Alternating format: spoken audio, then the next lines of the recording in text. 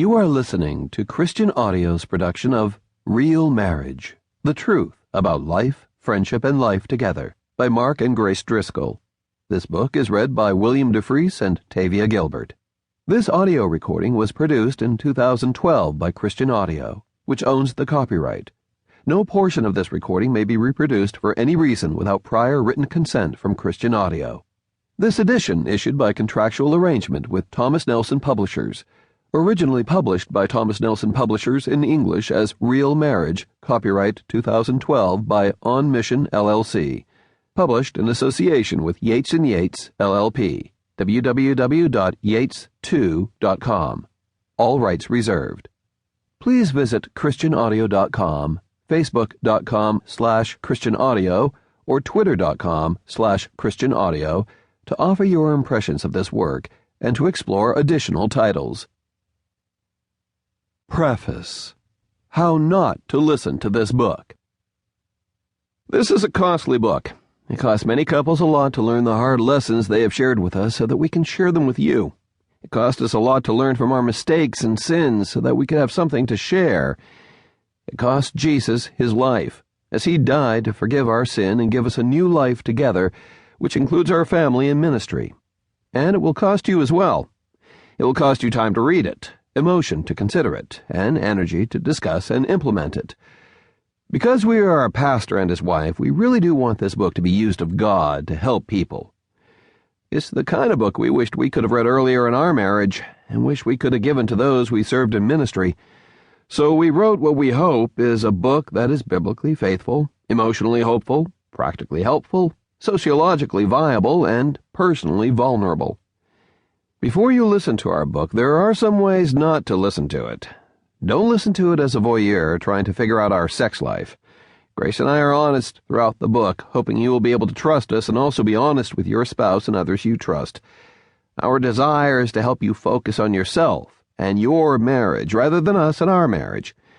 Don't listen to it as a critic, trying to find where you think we might be wrong.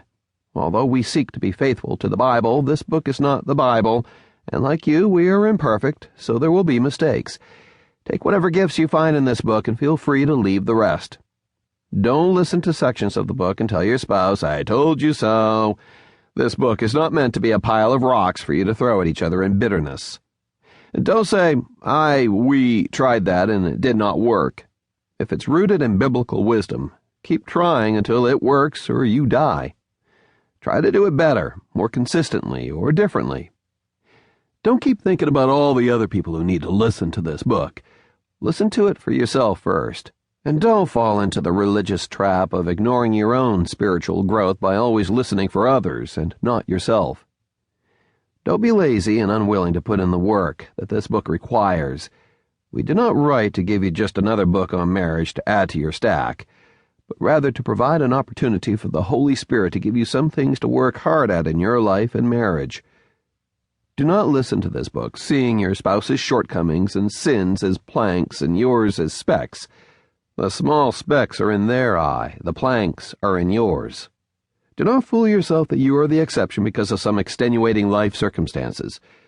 Do not listen to this book trying to find a way to have a good enough but not great marriage. Yes, if you really get into the issues in your marriage, you will likely have seasons of crisis and chaos to overcome before you get to a better place. But that is far better than faking it, as too many couples do. The good times do not come despite the bad times. They come after them, if you deal with them. Do not just listen to this book, but also talk about it often with your spouse, chapter by chapter. As you do, don't let your tongue get beyond your control. Proverbs chapter 18, verse 21 says, "Death and life are in the power of the tongue." Proverbs chapter 12, verse 18 says, "There is one who speaks like the piercings of a sword." Simply speak the truth in love and pray for your heart and words so you don't attack, instigate, or lie. Don't copy our methods. The principles in this book are more important than the methods.